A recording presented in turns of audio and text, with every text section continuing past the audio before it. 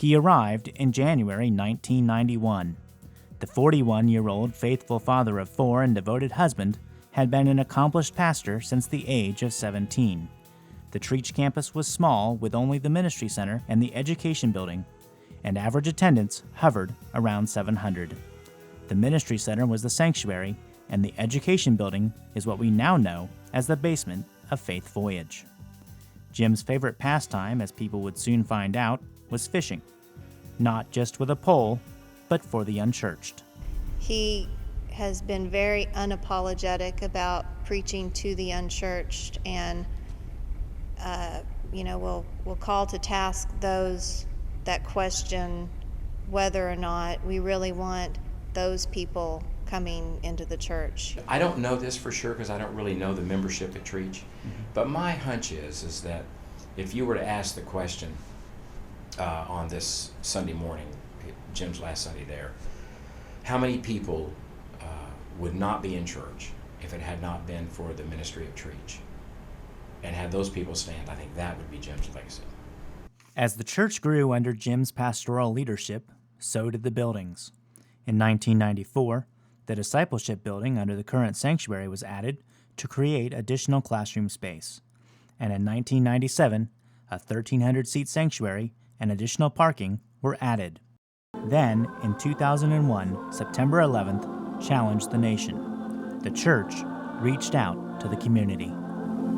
They went up 6 months ago. Each cross, a life lost on September 11th. At first, there were 6,000 on the lawn of this church in Flower Mound. The number dropped as the death toll did, but almost 3,000 is a number still hard to grasp. It's new to us, and it's scary for our children and for our families. But church members feel it's time to bring closure, healing. What hard, you do it. So the crosses are coming out, not to be thrown away, but taken home as a solemn reminder. We are just hoping this will be a good witness to a terrible time in our country's life. I like it. Imagine a church that cares like Jesus, a church that prays like Jesus, a church that serves like Jesus, a church that gives like Jesus, a church that reaches out like Jesus, a church that loves the little children like Jesus. Now, imagine that church is Treach. In 2002, the church had a vision to reach out to the children of the community, and Faith Voyage was born, creating the largest children's rotational program in the nation at that time. Sunday school classes and small groups stepped up to decorate the 19 themed rooms, and if you look closely, each decor has a Bible verse and a chicken or an egg in it to honor the Treach family who donated the land which used to be a chicken farm.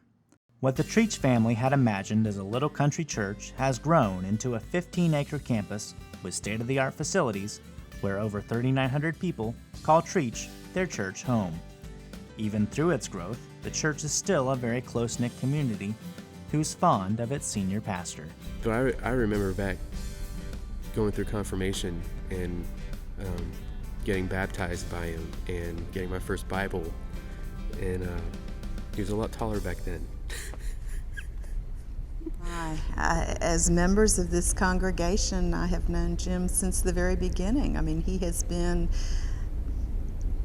just with us through major milestones, not just my family, but all of our families, through baptisms and weddings and funerals, and he has been a great source of counsel, one that we've come to rely on.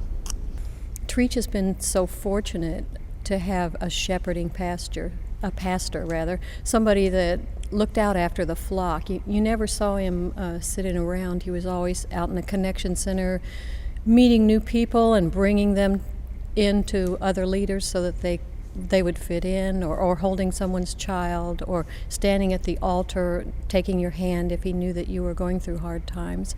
He really took his job seriously about looking out after the flock. Senior Pastor Jim Ozier has served 18 faithful appointments at Treach. His favorite pastime of fishing has become synonymous with reaching the unchurched, a legacy that will no doubt last for years to come. You can tell his passion is knowing Christ and making him known. And I think his legacy are the people of this church and their generations. Under his tenure, the church has grown, and with his guidance has continually reached out to the community. Thank you, Jim, for your years of serving this church and our community.